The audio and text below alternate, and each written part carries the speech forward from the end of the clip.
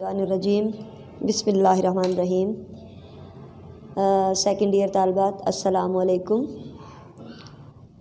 आज 2 दिसंबर है 2020 और हमारा चैप्टर चल रहा था, सबक चल रहा था मुनाक़िब उमर बिन अब्दुल अज़ीज़। ठीक है, इक़्तिबासात की हम तशरीह कर रहे थे, तो उसी तरह स्केच कर दिया गया है कि हवाला इक़्तिबास कैसे लिखना है। पेपर में जो हमें पैराग्राफ दिया जाता है उसके चंद अल्फाज शुरू वाले और चंद आखिरी सेकंड लाइन में लिखें।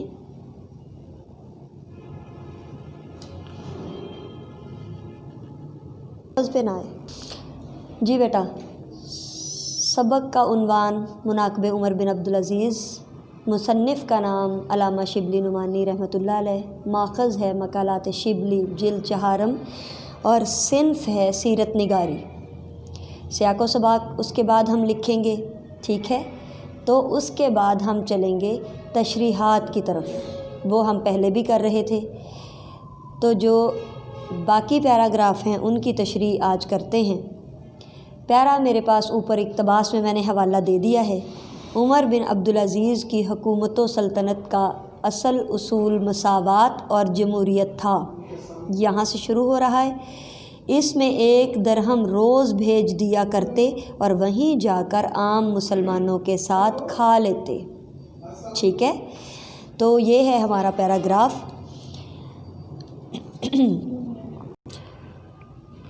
मुसन्निफ़ ने उमर बिन अब्दुल अज़ीज़ के औसाफ यानी खूबियों को बयान किया है। उमर बिन अब्दुल अज़ीज़ ने अपनी उम्र इंतहाई एहतियात और इस्लामी उसूलों के ऐन मुताबिक गुजारी। हमेशा हक़ व सदाकत और अदल इंसाफ से काम लिया और किसी की मुखालफत की परवाह न की। हर फ़ैसला कुरान और सुन्नत के मुताबिक किया। आप रहमतुल्लाह अलैह की हुकूमत के अहम अनासिर इस्लामी जमहूरियत और मसावात थे, यानी आप रहमतुल्लाह अलैह ने किसी अमीर को किसी गरीब ईसाई और यहूदी पर फ़ौक़ियत नहीं दी। इस्लाम में किसी को किसी पर कोई फ़ौक़ियत नहीं, सब बराबर हैं। आप रहमतुल्लाह अलैह अपने दौरे हुकूमत में इस्लाम के इस सुनहरी उसूल पर अमल पैरा रहे। हदीस मुबारका है, ऐ लोगो, तुम्हारा रब और तुम्हारा बाप एक है। किसी अरबी को अजमी पर और किसी अजमी को अरबी पर कोई फ़जीलत नहीं, कोई फ़ौक़ियत नहीं सिवाय तक़वा के। हदीस मुबारका है, ये हवाला हम इसके अंदर कोट करेंगे। इस्लामी तालीमात की रूह से इस्लामी सल्तनत में गैर मुस्लिमों के हुकूक मुकर्रर व मुतय्यन होते हैं। उमर बिन अब्दुल अज़ीज़ ने इनको बिला तासुब अमली जामा पहनाया।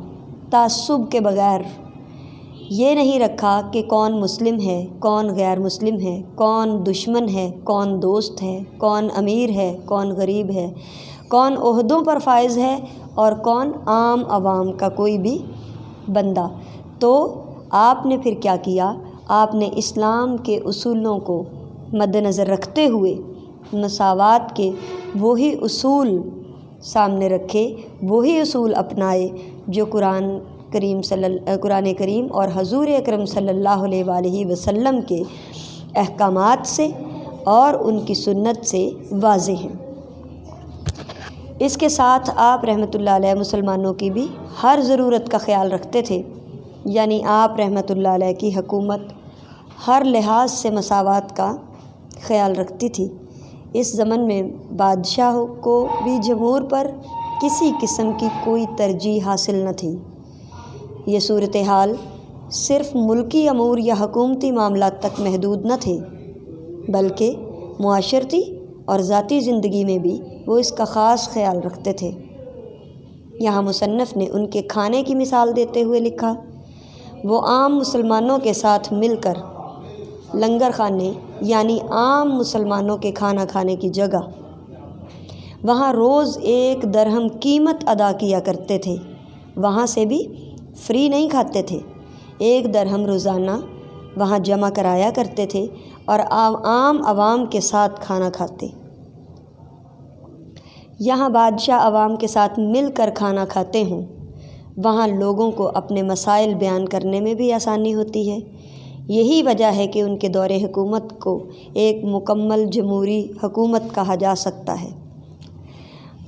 بات ہوئی یہاں امیر یا غریب کی، بادشاہ اور فقیر کی، عہدوں پر فائز ہونے کی یا عام عوام کی، تو حدیث مبارکہ ہے خدا کے تمام بندوں کی آزادی ہمارا اولین مقصد ہے۔ حضور اکرم صلی اللہ علیہ وسلم فرماتے ہیں کہ خدا کے تمام بندوں کی آزادی ہمارا اولین مقصد ہے۔ ٹھیک ہے، یعنی اللہ تعالیٰ نے تمام انسانوں کو، تمام بنی نوع انسان کو آزاد اور خود مختار پیدا کیا ہے۔ انسانوں کو تعلیم، عقل و شعور سے مزین کیا اور ان کے لیے اچھائی اور برائی کے دونوں راستے سامنے رکھ دیے۔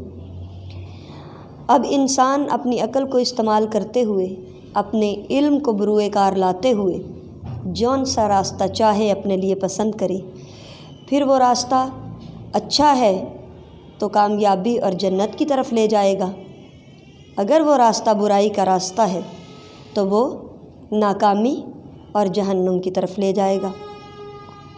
تو کتنے عرصے بعد عمر فاروق کی جگہ ان کے طرح کا دوسرا عمر کیوں کہا گیا؟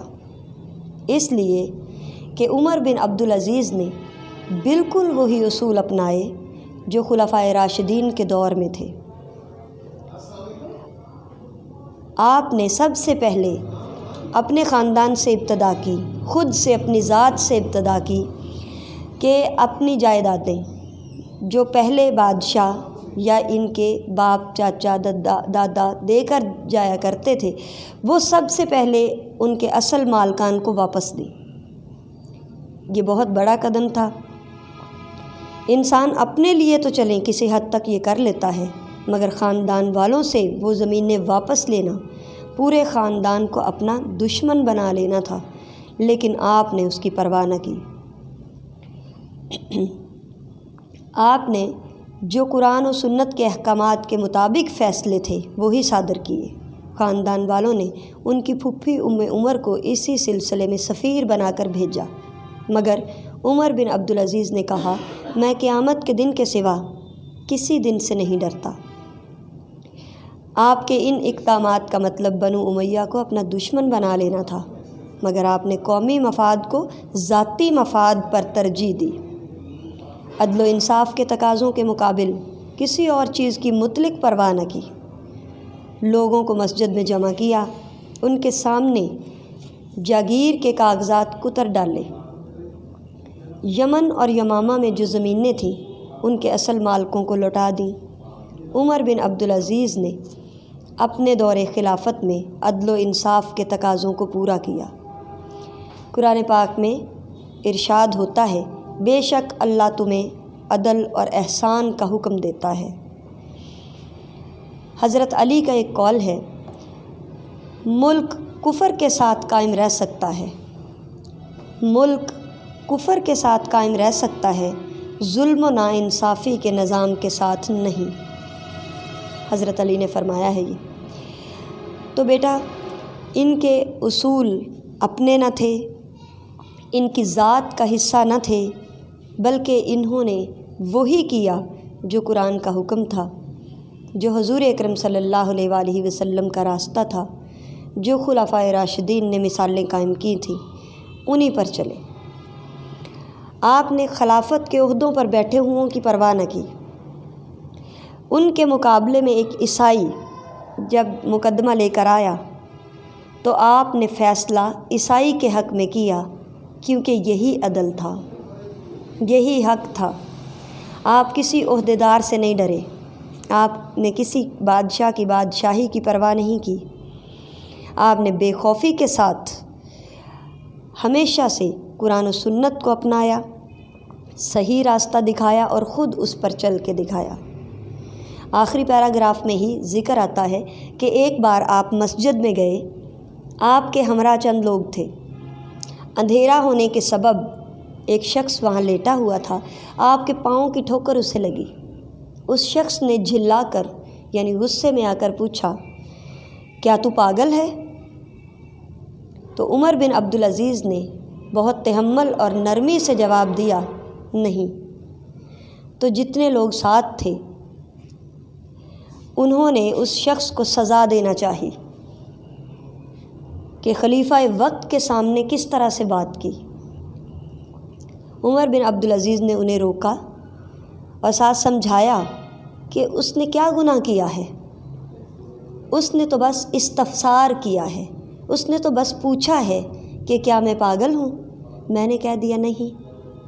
तो सब्र और तहम्मुल की इससे बड़ी मिसाल और कहाँ मिल सकती है।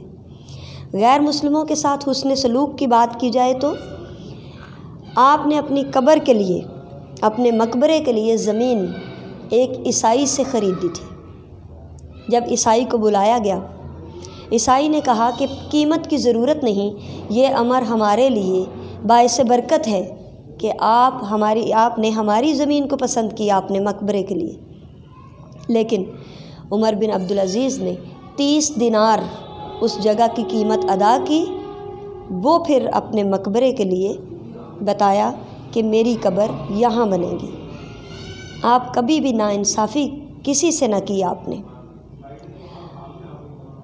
आपने हमेशा असूल मसावात को मलहूज़ रखा। ठीक है, तो आपकी अपनी ज़ाती मिसालें इस पैराग्राफ में सर फहरिस्त हैं। तो बेटा, कुरान और हदीस के रेफरेंस से आपको साबित कर दिया गया कि इस्लाम उसूलों पर मबनी है, इस्लाम मसावात के उसूलों पर मबनी है। इंसाफ में इस्लाम में कोई छोटा बड़ा, अमीर गरीब किसी पर किसी तरह से फ़ोक़ियत नहीं रखता, यहाँ तक कि तकवा वाला हो। जो परहेज़गारी और तकवा को इख्तियार करता है वो साहिब अज़मत है, वो साहिब तकरीम है, वो सबसे बड़ा है। बेटा, आज का फिर पूरा करती हूँ।